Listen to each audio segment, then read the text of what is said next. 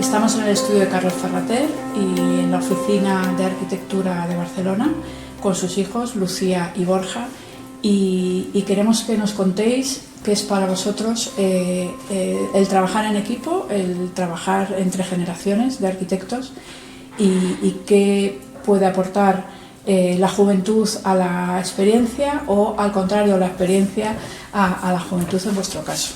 Acabé la carrera final de los 70 y simultáneamente se produjeron bastantes cosas. Una, tuve mi primer estudio en la Riera San Miguel y trabajaba en los fosos de engrase de un taller mecánico. Y lo más importante de lo que pasó en aquel momento fue que nació esta señorita. Y ella, pues ya desde pequeño, yo creo que de bebé ya empezó a ver lo que era la vida de un arquitecto. Con los años tuve la suerte de tener 4 grandes encargos en las 4 áreas olímpicas, ¿no? La Villa Olímpica del Vallebrón, la Villa Olímpica del Poblenou, árbitros y jueces, periodista en la otra, el Jardín Botánico, que fue el proyecto de Maragall, que era, para él simbolizaba los Juegos por la cultura, pero en aquel momento había que hacer instalaciones deportivas, ¿no? Y la 4ª zona, el Hotel Juan Carlos, fue el Hotel Olímpico, el único que llegó y con todo eso, pues cuando el día que Pascual Maragall llamó a casa y me dijo, mañana doy la licencia del hotel. ¿Con qué proyecto? Con un anteproyecto. Dice, pero necesito ese hotel porque si no, ¿dónde meto al Comité Olímpico y dónde meto a los jefes de Estado? Y a partir de ahí yo monté un estudio que se llamaba de Mesa Camilla. Y entonces, Lucía, era estudiante, me dijo, oye, a mí me gustaría aprender. Bueno, fue a partir de un viaje a Finlandia en el año 2000, el año 0, una invitación de Christian Wüst, en el año alto, que viene Palasma, viene Glenn Marcus, vienen Daniel Libeski y su mujer y tal, y vienen arquitectos los mejores en aquel momento del mundo, y total, que él dijo, oye, yo quiero hacer arquitectura. Digo, oye, esto es algo que faltaba. Y entonces le dije, bueno, pues mira, oye, móntatelo tú, porque yo estoy en la UPC, de catedrático, y escuché, ¿no? Y él se buscó la vida. A partir de ese punto, ¿por qué no montamos una plataforma? Porque creemos que hay muchas posibilidades que el estudio puede... Y bueno, entonces fue tirarse un poco a la piscina, venir a construir esta casa, construir este estudio, y así empezó la cosa, y aquí nació OAB, Office of Architecture en Barcelona, porque verdaderamente éramos arquitectos de Barcelona, aunque nuestra idea era ir al mundo, a un mundo global como el que tenemos, pero con mucho cuidado. Y hay una anécdota muy curiosa, es que yo tuve en la escuela de alumno a un alumno excepcional, el 5º curso, y que me dijo, oye, señor Ferrater, porque era muy educado, y señor Ferrater, me gustaría que me llevara al proyecto final de carrera. Y yo, bueno, encantado. Y le llevé un poquito, la tutoré, hizo unas cosas para autistas, delfines en Port de la Selva, porque la familia había estado, venía de Port de la Selva en parte, y entonces yo le dije, bueno, que sepas que cuando acabes la carrera, en mi estudio tienes un lugar seguro, y además un lugar con futuro, no solo de venir aquí a hacer horas o tal, ¿no? Y él me dijo, mira, lo siento mucho, pero mi padre es arquitecto, tenemos un despachito que monta conmigo y tal, tenemos proyectos seguramente de viviendas, tendremos bastantes, porque él está muy bien relacionado, el arquitecto, y yo le dije, bueno, pues con eso no puedo luchar, porque tengo un despachito pequeño y tal, y bueno, lo siento. Y vino una semana o 2 para ver el estudio y ver los proyectos que hacíamos y tal. Bueno, lo perdí de vista. Y al cabo de unos añitos, lo explicaré a ella, viene Lucía y me dice, papá, te presento a mi novia, nos queremos casar, al principio tal. ¿Tú? Ah, ya no te casas. Y entonces entró Xavi. Pasé de 1 con 5, 6, 4 en la calle Bertrán, pasé a ser 4 más 1, 5 arquitectos podíamos hacer eso, 5 por 4, 20, 20 era el tope al que podíamos llegar y quedamos todos que eso era un acuerdo.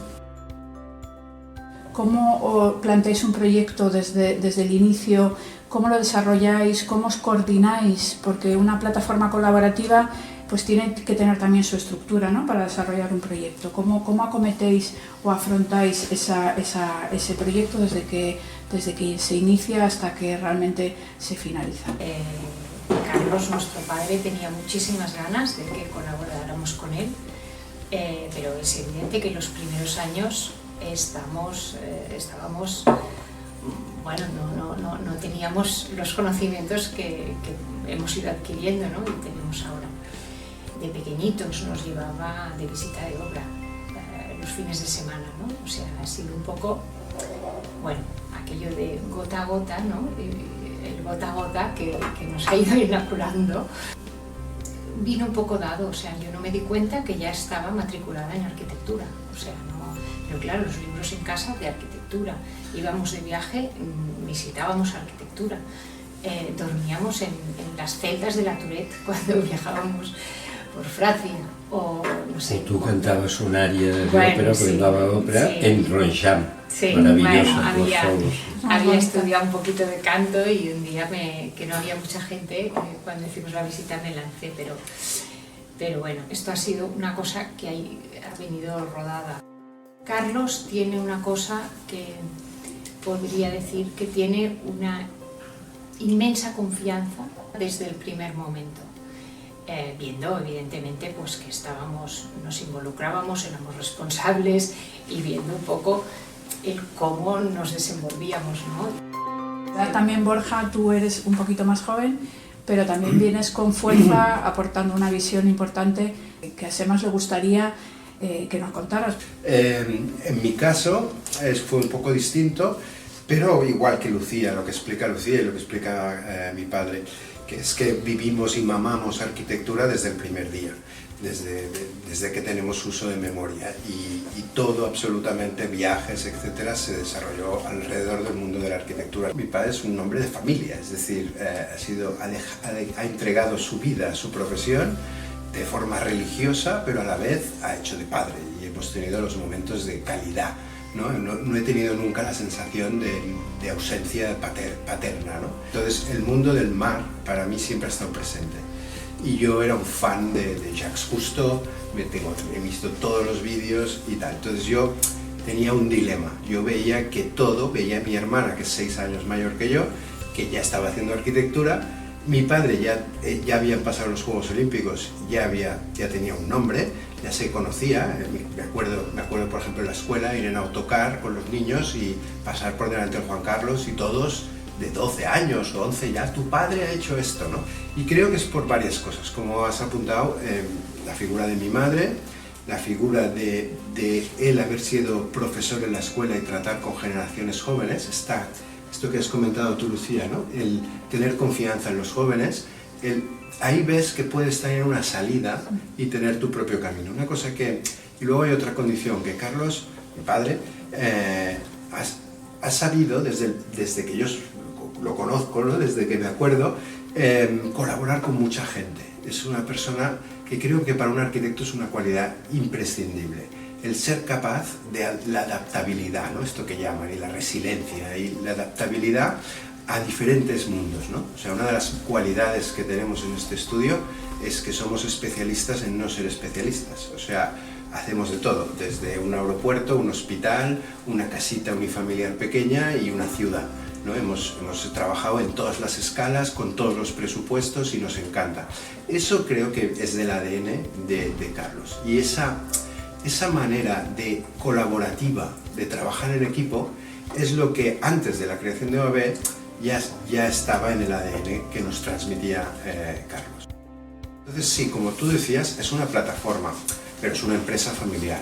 Entonces OAB es un despacho familiar en que los hijos, de forma natural, no sé, y sobre todo él ha tenido la enorme generosidad desde el inicio, permitirnos desarrollarnos, permitirnos, no sé cómo decirlo, autorrealizarnos, aprendiendo, siendo un poco vigilados, como hace un padre, ¿no? Vigila cuando el niño está en la bicicleta, que no se caiga, pero hay que dejar que el niño monte la bicicleta, porque si no, nunca lo hará él solo. Que se la pegue. Que se la pegue un poco, ¿no? Entonces, pues esa es la sensación que yo tengo, ¿no? El tener a alguien, gracias también a mi madre, que juntos tenían esta filosofía de vida y filosofía familiar. Y de eso yo explicaba un poco la evolución, ¿no? Porque esto que hablaba de la bicicleta, sí, al principio quizá él nos ayudaba más y estaba más en los proyectos. Ahora quizá en algunos proyectos, porque es evidente que nos repartimos, ¿no? Uno lleva más, uno el otro. Y Carlos está de observador, controlador, pero ya nos deja, o sea, ya nos deja mucho más espacio a cada uno de nosotros. Sí, pero esto ha sido una evolución. En ASEMA sabemos mucho lo que es caerse de la bicicleta. A la vez tenéis una proyección de construcción solvente, o sea, priorizáis, después de una idea es fundamental desarrollarla de una manera muy solvente, muy eficaz, con un diseño minucioso y al detalle de cada, sobre todo en el tema de fachadas, tenéis un nivel de expresión o de desarrollo que yo creo que es muy ejemplar para muchas generaciones de arquitectos. La arquitectura tú la haces por tu oficio y es un oficio, y lo haces bien y aprendes a construir. Y ellos han aprendido a construir y lo hacen incluso mejor que yo. Pero hay un tanto por ciento de riesgo. Hablo de riesgo intelectual, no físico o estructural. Pero en el riesgo intelectual tomas decisiones porque nunca haces la misma fachada, nunca reformulas el mismo proyecto, con lo cual siempre estás como inventando. Y esos son los arquitectos que yo creo que son más peligrosos para una casa de segundos. Por ejemplo, ¿cuál sería para mí el arquitecto mejor en este sentido? Aparte que yo quiero mucho con él, Alejandro Lasota. Alejandro Lasota cada vez lo hacía más pequeño y el perfil más pequeño y la viga más justa y la marquesina más estrecha y más el voladizo más... Claro, ahí hay un riesgo y eso tiene mucho que ver con tener a veces las espaldas guardadas a este aspecto. ¿Qué es lo que hemos de cuidar? Hemos de cuidar que no haya daños personales nunca en una obra nuestra. Y segundo, nunca complicar la construcción de manera que violentes a la persona industrial, oficio o ramo que tiene que hacer aquel trabajo. Y yo creo que en eso es donde tener, por un lado, las espaldas bien guardadas con una familia de seguros, porque vosotros sois un poco para mí ya la familia, tantos años y tal, y luego ellos, y la sociedad y todo, pues yo creo que ahí está bien. Pero asumimos riesgo intelectual, porque si no, la arquitectura sería un poco aburrida. Tanto los 4 arquitectos de esta plataforma como la sociedad profesional sois mutualistas de ASEMAS. En ASEMAS nos gusta la perseverancia y nos gusta la constancia, ¿no? Y la solvencia. Y vosotros pues sois un ejemplo en este sentido, además de generación solvente, de trabajo solvente y equilibrado, ¿no? Pero yo sé que tú, Borja, aportas unas cosas más singulares a esta plataforma, ¿no? Nosotros no tenemos estilo. Y eso va muy bien conjugado con el hecho de diferentes arquitectos que pueden desarrollarse con un lenguaje que se aproxima. Hablamos el mismo idioma, pero tenemos formas de expresarlo un poco distintas y vocabularios un poco distintos. Eso es lo que ha dado la riqueza de proyectos como Benidorm, Casa AA, Roca Gallery, el Six Senses de Kaplankaya. Ahí es donde creo que Carlos tiene la gran cualidad de, al haber trabajado con muchos equipos, al haber estado en la universidad trabajando con generaciones jóvenes, cada día pasaban por delante de él 30, 40, 50 proyectos, esa agilidad que tiene él, que es para mí genial, ¿no? De entender una idea y muy rápidamente y trabajar en colaboración con otro. Y él tiene esa capacidad de ayudar a que los proyectos salgan y salgan bien. Esto a los hijos ha sido un lujo, a los hijos y a Xavi ha sido un lujo.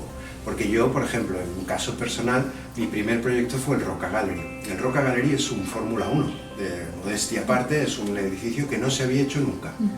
Entonces, si yo lo hubiera hecho con la edad, con 28 años, 29, que tenía esas ideas, que había ido a Japón y había visto la tienda de Prada y había visto el vidrio, cómo hacerlo y tal, tenía una idea, pero seguramente ni con Asemas me la hubiera pegado, Pero gracias a tener a Lucía, que me ayudó y estuvo en la obra, que ella ya era más senior, y Carlos, que estaba detrás vigilando, cuidado, yo tenía la idea clara de un proyecto que sabía que tenía mucha calidad, pero si no hubiera estado al lado de un equipo de gente con más experiencia, no me hubiera salido.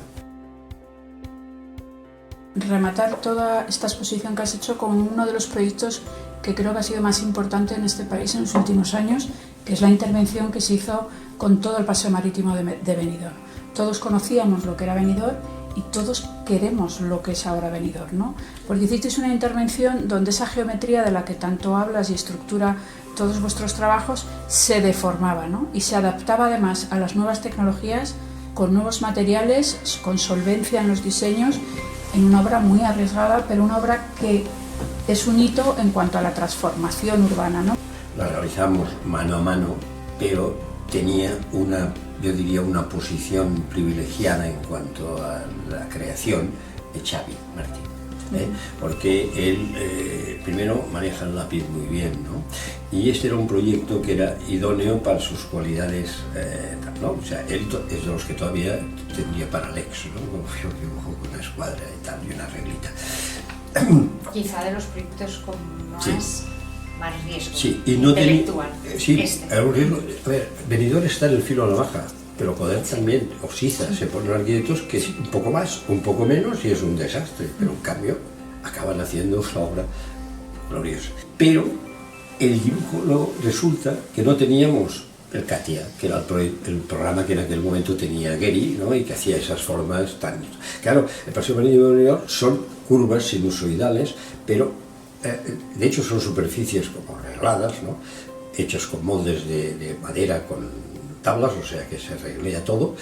En Benidorm es asentimiento, y ahí es donde Xavi y construimos maquetas de cartulina de aquí a esto, y con los huesos, para tener un primer 3D muy artesanal la maqueta. Es decir, Xavi me acuerdo que decía, no, vamos a trabajar o sea, pensamos como un ordenador, pero instrumentamos con las manos. El cúter, el lápiz, el tal. Y entonces salen esas formas fusiformes, huecos, tal. Lo más analógico se digitalizaba. Sí, claro, lo que ha dicho Borja, ¿no? Al revés. Al revés. Y entonces ahí Xavi fue, bueno, genial, ¿no? Luego en la obra, pues íbamos los dos, cuando hacía falta iba yo, pero si no, él. Tal. Es una obra que para mí hay algunas que traspasan y van más allá de la arquitectura, como tú lo has comentado, ¿no? El hacer arquitectura es un acto de responsabilidad enorme, enorme. También añadir que te dejas, o sea, él nos ha enseñado que hay que dejarse en la piel y hay que empezar un proyecto y acabarlo. Y tienes que estar ahí dando el callo hasta el último día. Y esto sí, nos lo ha sabido enseñar muy bien. La clave del éxito es el trabajo y el equipo. Desde Asemas acompañamos a nuestros mutualistas en el aseguramiento de las obras en el extranjero, prácticamente en todo el mundo. Sí me gustaría que nos contéis, si tenéis, o sea, cuando trabajáis fuera de España, cómo trabajáis, cómo repartís esa responsabilidad, si es una responsabilidad que asumís únicamente, si siempre hacéis equipo con equipos locales, ya que ahora en España se está exportando mucho talento y se está exportando mucho trabajo. Si en Asemas nos preocupa porque queremos y lo hacemos ese aseguramiento. Tengo un poco de suerte que él no habla muy bien inglés. Él habla francés, italiano. Entonces yo, que hablo inglés, lo invitaban a... Me acuerdo la primera invitación fue a Estocolmo a dar una conferencia, lo invitaban a él y yo contestaba un email diciendo, mi padre no puede venir por este motivo, nos inventábamos algo, pero yo me ofrezco a venir y a explicar OAB y tal. Y a partir de ahí entré en una rueda en la que me pasé 6 años dando vueltas por el mundo. OAB se llamó OAB, Office of Architecture en Barcelona, en inglés, porque veíamos que el siguiente nivel iba a ser construir fuera de España. Aunque en España seguimos y nuestra máxima aspiración es poder hacer un edificio a 30 metros de aquí. Es lo que yo sueño siempre que pudiera hacer, pero a mí me envían a Kazajistán, a Albania, que son muy bonitos y muy interesantes, pero también cansa, y la salud, que decía Lucía. Pero bueno, a mí me dio por hacer la internacionalización. A día de hoy, en 2022, hemos trabajado en más de 25 países, que esto mucha gente no lo sabe. Hemos construido piezas, pero como boutique firm. Somos un despacho boutique que hacemos, como decía, somos 20 y por lo tanto nos llaman, muchas veces, el 80% de las veces son arquitectos que nos contactan, que tienen un cliente que pide a alguien de un cierto prestigio y trayectoria y nos proponen colaborar conjuntamente, ¿no? Federico Prieto en Chile, Hermann Hauser en Argentina. Bueno, ha habido muchísimos arquitectos. Bueno, muchos de ellos exalumnos también. Sí, o gente que ha estado en el estudio. O Domenico Piemonte, italiano, pues nos llama para hacer concursos en Italia. Álvaro Berubén en México. Y luego arquitectos que conocen a Carlos de su generación, que su sueño sería hacer algo, un arquitecto noruego, un arquitecto de Luxemburgo, Stefan Stromayer en Alemania, que hemos hecho concursos. Bueno, así se genera una red de amigos, colaboradores, que mantenemos una relación de filosofía de diseño, como se llame, filosofía proyectual similar, en la que compartimos valores y utilizamos la misma sintaxis, quizá no el mismo vocabulario. La tecnología, cómo está incidiendo en todos los aspectos de nuestra vida, y uno de ellos es la arquitectura, y ha venido para quedarse. Podemos empezar de la arquitectura paramétrica, control numérico y bueno, el BIM, ¿no? El Building Information Modeling, que es el Revit y todo esto. Esto es evidente que ha venido y lo utilizamos cada vez más. Entonces ahora viene una serie de retos cada vez más deprisa y de forma más acelerada y más, digamos, más impuesta, que tenemos que conseguir. Todo lo que rodea la arquitectura de forma transversal ha de trabajar. Entonces es posible que los estudios del futuro tengan de arquitectura, ya no se llamen de arquitectura, sino que sea todo lo que envuelve al espacio de las personas, espacio virtual, espacio físico. Pero sí que es verdad que la tecnología ayuda y hay que saberla utilizar siempre y cuando no pierdas los cimientos, que es los valores. Entonces hay un nuevo campo que es la inteligencia artificial, que ha venido para quedarse. Muchísimas gracias y esperamos dentro de 10, 15, 20 años volver otra vez y que nos contéis cómo ha evolucionado, ¿no? Cómo sigue evolucionando. Deberán ser ellos que lo cuenten. Deberán ser los nietos que lo cuenten. Espero que sí. Muchas gracias. Gracias a vosotros.